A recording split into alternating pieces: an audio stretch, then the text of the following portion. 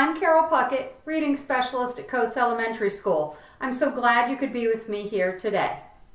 I'd like to speak to the parents of first grade students and also to parents of children who are still reading on a first grade level, because I want to be able to show you how you can help your child at home. Please get out your reading routines at home pamphlet that the school has prepared for you. We're going to start with the second page. The first thing you're going to see on the second page is a sample of what reading looks like at the beginning of first grade. Most children come in at a level, DRA level 3 or 4 in first grade. And what you see before you is a DRA level 4, sometimes also called a D. And there will be 3 or 4 lines per page. There's usually 1 or 2 characters, not more than that at this level. The print is fairly large. The spaces between the words is also fairly large. There are many sight words that they learned in kindergarten that are going to be repeated. They're going to see the word said. They're going to see the word the. The pictures will always support the words. So if there's an owl in the picture, the word owl is going to be in the story. And the story has a very predictable storyline. Often the child can predict exactly what's going to happen. Also, the child can probably tell you the story from the pictures. This is a level 4 book. Now, if you'd like to find books on this level, you can go to the Goodreads website, and it names a multitude of books that you could get for your child. Also, Myon and a lot of those websites have books on this level. Now, if your child comes into first grade and they're not reading this kind of book yet, that's okay. What you want to do is find books they can read, maybe books with just a few words per page, and get them practicing and practicing. The more they read, the better they're going to get. If you need a little more support with that, you can watch the kindergarten video where I teach you a few skills to help your child. Now, I'd like you to turn to page 3 of your booklet. And there you're going to see the huge jump in reading that your child's going to make in first grade. This is a DRA level 16, also called a level J. Now you'll notice it is not 4 short lines of print. It's multiple lines of print. Sometimes half a page is filled. The print is getting smaller. There are sight words, but there are also a lot of words the child is going to have to decode.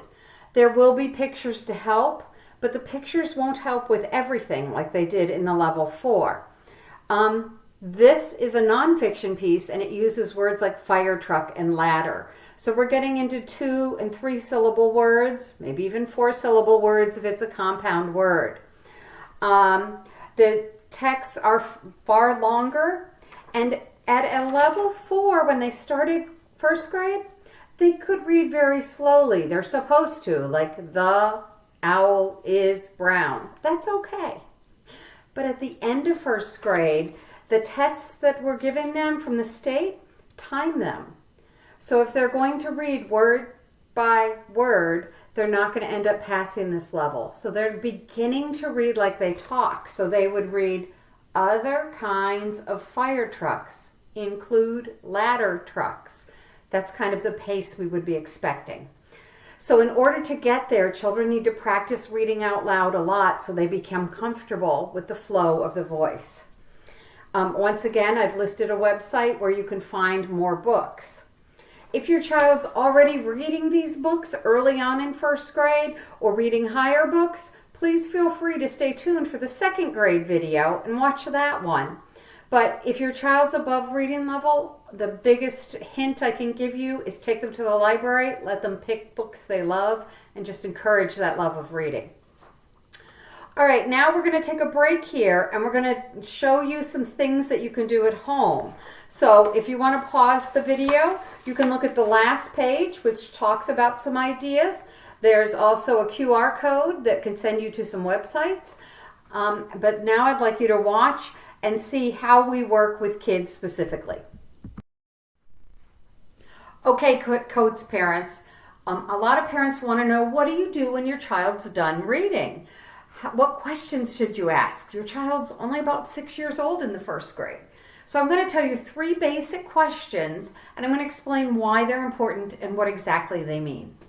The first question, what connections did you make, is terribly important. We begin teaching connections in kindergarten, but that's not a word that we use outside school. So what a connection is what it sounds like. I want to connect to the book.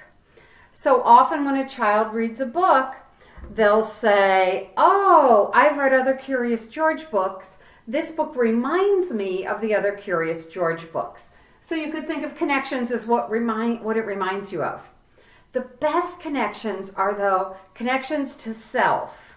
Now, a child often says, I'm not a monkey. I've never ridden in a hot air balloon. I have no connections. And so what we teach children is to dig deeper inside them and think about the feelings. In this story, this monkey was so excited and so scared when he was in the balloon. So what they can think about is, the first time I got on a roller coaster, I was so excited. I begged my mom to go, but then as soon as it started going, I was really scared. So I know how George felt. So knowing that your feelings can be the same feelings as a character in a book can bring you to a deeper understanding. So that's something that we work a lot on in the primary grades, is this connection. So think about how something you did or felt that can help you understand the characters in the book. That's the biggest thing. The next thing, you're probably a little more comfortable asking your children this. What happened in the story? That makes sense. And then at school, we tend to use these 3 letters, BME, beginning, middle, end. So if a child starts to tell you the story and you realize they're jumping in someplace in the middle of the story, stop them and go, well, I'd like you to start at the beginning. Tell me, how did this story start? And then once they've gone, then say, okay, what happened in the middle? Or you can just say, what happened next? And then when they're done, then say, and how did the story end? This teaches children to remember that stories kind of follow a plot. And you don't just remember, wait, well, here's what happened on page 6, and here's what happened on page 2, and this will help them with their storylines. It will also help when they go to write their own stories, that they realize they need a beginning, a middle, and an end. In later grades, we'll talk about problem and solution, but for kindergarten, first grade, beginning, middle, end. The final story is an easy one. Who was in the story? Children love to tell stories, and they say, he did this, she did that, they did this, but we need character names. That's really important. So as soon as your child starts, even back here, what happened in the story, say, he got in a balloon? Say, who? Just ask the question, who got in a balloon? The monkey. What was the monkey's name? Because remembering those character names is going to be really important, because when they get into second grade, their books are going to have multiple characters. And when they start saying he did this and she did that, when there's 4 or 5 characters, they're not going to be able in their own head to remember who did what. So as a parent, one of the best things you can do is when a child's done reading, whether they read out loud to you or read silently, is just go through these 3 questions. And that will make them so much more successful at school, because these are the same questions that their teacher will be asking them. And it will help them understand that reading is thinking, and it's not just reading the words, but it's understanding what you've read. All right, a little more is coming up later, so please stay tuned. The next thing I'd like to talk to you about is teaching sight words to your children. Sight words are important because they're the words that your child will see over and over again in the books that they're reading. And these are the words they'll use over and over again as they write. Now, a word about sight words. They will learn words like I and am, but in first grade, they're going to be learning sight words that they cannot figure out how to read. And I'll explain that right now. On this word have, usually when there's an E at the end of the word, it makes the A long, so it should be have. So if a child is following their phonics rules, they would have trouble pronouncing this word. And that's why we call it a sight word. You've got to learn how to spell it. The word been could be spelled B-E-N. I have been to the store. So you need to learn how to spell it to recognize it. It's not the word bean when usually 2 E's are together. Another word, no. At the beginning of first grade, they haven't learned yet about the silent K or about OW spelling O like in snow. So they're just going to have to learn that that's what this word is. So I'm going to teach you 3 different ways to teach sight words. And we're going to focus on the word have for these 3 ways. The first method is called what's missing, and it's really quite easy. So first you tell the child, this is the word have. Then you tell them the letters, H-A-V-E. Then you say the word again, have. Then you'll say to your child, now you try it. And they'll say, H-A-V-E, have. So now we're going to play what's missing. So if you'll look here, I'll be like, oh, I took a letter away. What's missing? And hopefully they'll say E. Then try it again. I took a letter away. What's missing? A. What's missing now? H. And then finally, what's missing down here? And they should say V. This gives them a way to be interactive, so they're not simply saying the letters and words, but it's kind of turned it into a game. So what's missing? All you have to do is take a letter away and have them guess. The next way is the easiest way to do it. You don't need any materials. So you go over the word, H-A-V-E, have, with them, and now they're going to do table writing. Don't need a pencil, don't need a marker, they just need a finger. So you'll say, all right, now I want you to write it on the table. And they'll take their finger and go H-A-V-E, have. And that's it. So it's giving them some kinesthetic, that means movement, and they're getting to work on it. After table writing, you can give them paper and pencil and have them write it. But this way you can do multiple practices and you're not going through reams and reams of paper. The final way, and the kids really enjoy this way, is called mix and fix. So what I've got right here is the word have, but I've cut the letters apart. If you have magnetic letters, you can use those, but I know at home we often don't have those, so that's why I've done it on paper.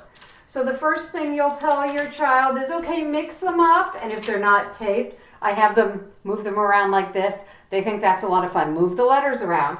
Say, now make the word have, and they have to physically move the letters, H-A-V-E, have. And now you'll say, all right, mix them up again. And they mix them again, and you say, make the word. If they start to do this, stop them. This is sight words. You always want them to start with the first letter. So if they start that, put them back and say, nope, I want you to start with the first letter. So they've got to find that H and do it this way. Have. H-A-V-E, have. So now you have 3 techniques to teach sight words. What's missing? By removing a letter. Table writing, where they write the word with their finger. And mix and fix, where they get to move the letters around and put them back. I hope this has been helpful. If you need to find some sight words, on page 4 of our Reading at Home, there is a website where you can find all kinds of sight words. All right, keep it up. I'll see you all later. Okay, today we are going to practice a new sight word. Look. L-O-O-K. Now you do it. L-O-O-K.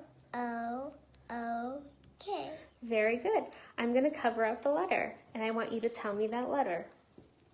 L. Very good. O-O-K.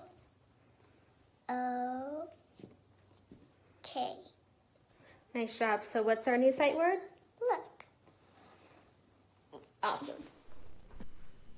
Okay, parents of first graders, I hope this was helpful. You've seen what kind of books your children are reading at the beginning of first grade and the end of first grade. This is the biggest year where we expect a lot of growth. I want your children to be reading often, reading to you, listening to you read, and the 2 of you reading together. Now please remember to talk about the book with the 3 questions I've given you and work on some sight words with the 3 strategies I gave you. All right, this has been great. I will look forward to seeing you again another day, and keep reading.